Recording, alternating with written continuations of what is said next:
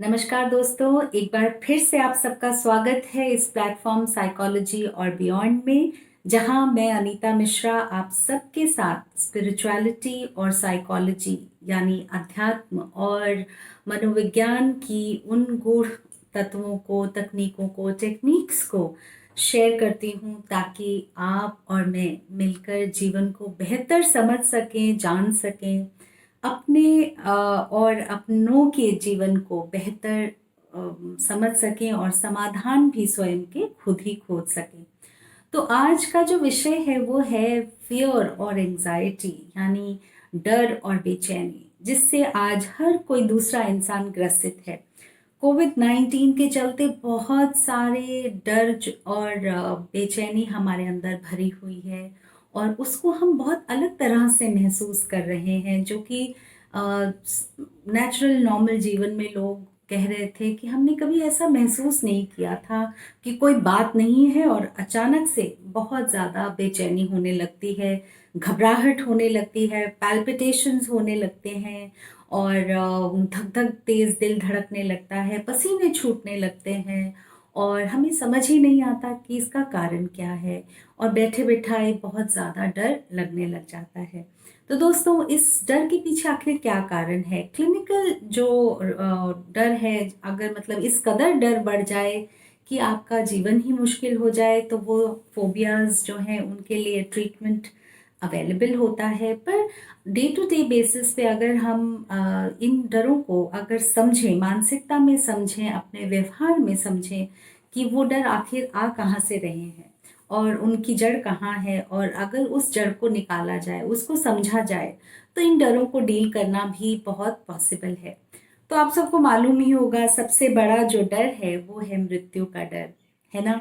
और fear of death, which is the most ironical fear, क्योंकि हमको सबको मालूम है कि एक ना एक दिन हम सब मरेंगे ही मरेंगे। मृत्यु जो है शाश्वत है, इटर्नल ट्रूथ है और हर किसी के लिए आएगी। पर हाँ, हर दिन उस मृत्यु के बारे में सोचना, उस फियर ऑफ डेथ में रहना, अपने आप में रोज मरना है। और ये समझना कि इस फियर को कैसे डील किया जाए। ऐसे ही fear of catching the disease, कि ये जो कोरोना है उसकी वजह से हम उस अस्पताल में लैंड ना हो जाएं, हम वेंटिलेटर पर ना आ जाएं, हमारे साथ वो दिक्कतें ना आए कि हम लोगों के मोहताज हो जाएं और हमारे पास रिसोर्सेज ना हो। तो ये जो फियर जो है ना दोस्तों, जो डर, उसी की वजह से बेचैनी आती है। बेचैनी का मतलब खाली ये है कि अंदर रूट में कोई डर बैठा हुआ है, उसकी वजह से आपके शरीर ने आपको कुछ मैसेजेस देने शुरू किए हैं और वो आप बेचैनी के रूप में महसूस कर रहे हो। बहुत सारी वीडियोस मैंने इसी विषय को लेकर बनाई हैं, उनके लिंक मैं ज़रूर इसमें डाल दूंगी, आप उनको रेफ़र कर लीजिएगा कि क्यों हमारा जो प्रिमिटिव ब्रेन है कैसे काम करता है और क्यों हम ये बेचैनी महसूस करते हैं। अपनी और अपनी दूसरों की नेगेटिविटी को हम क्यों महसूस करते हैं। नेगेटिविटी यानी नेगेटिव केमिकल्स का जो सिक्रीशन है, जो स्ट्रेस हार्मोन्स और केमिकल्स हमारे शरीर में अंदर बनते हैं, उनकी वजह से ये बेचैनी हम महसूस करते हैं। तो दोस्तों, आप समझना ज़रूरी ये है कि ये जो फियर है, ये जो डर है, उसकी खुराक कहाँ से है। कोई भी चीज़ जो पनपती है उसको कोई खुराक मिलती है या उसकी एक न्यूट्रिशन उसको मिलता है, एनर्जी मिलती है, तभी वो बड़ी होती है। एक अगर एक छोटा सा पौधा होता है, उसको अगर हम रोज़ खाद पानी देते हैं तो वो बड़ा बन जाता है। तो ये जो रूल है ना एनर्जी का, ये हर जगह काम करता है।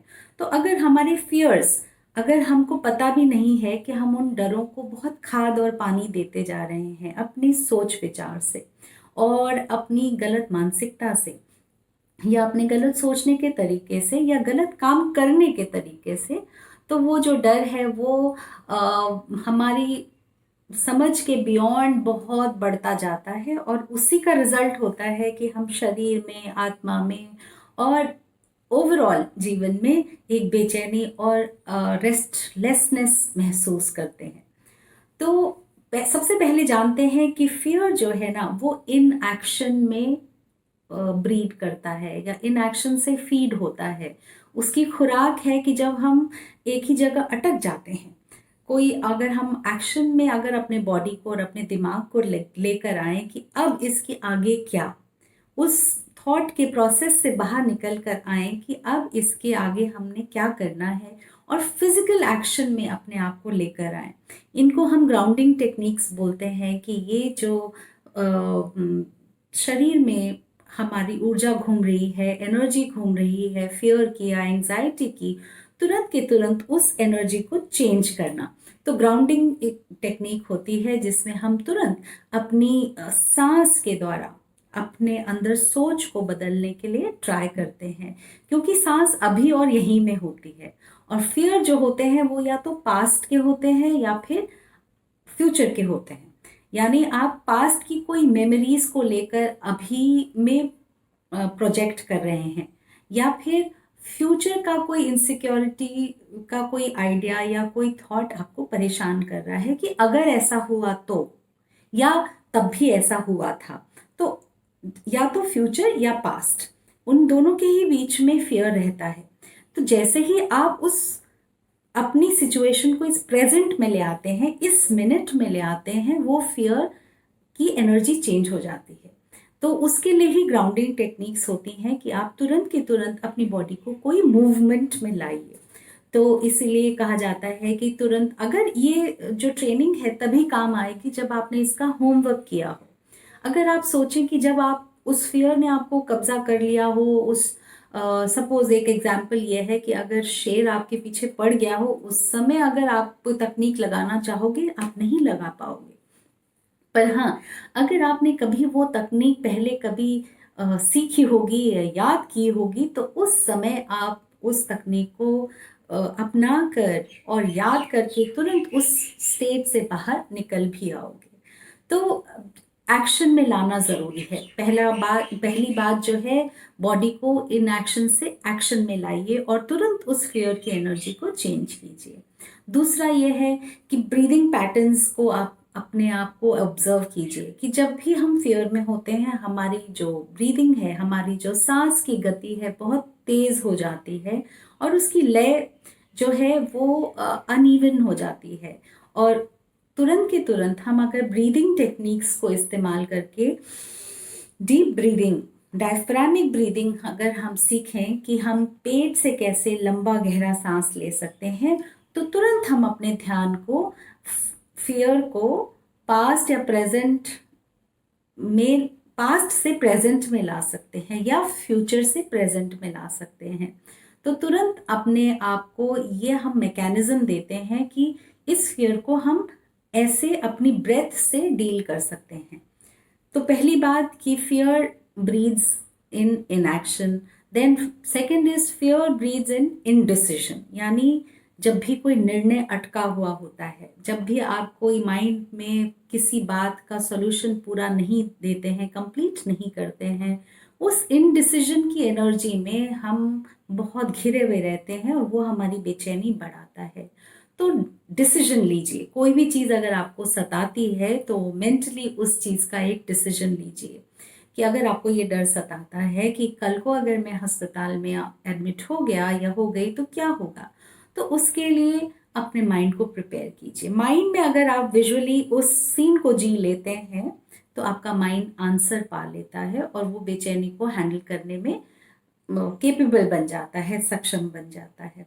तो फियर को डील करने का मतलब है कि प्रेजेंट में उसके लिए विचार किया जाए और हर दिन उसमें ना मरा जाए।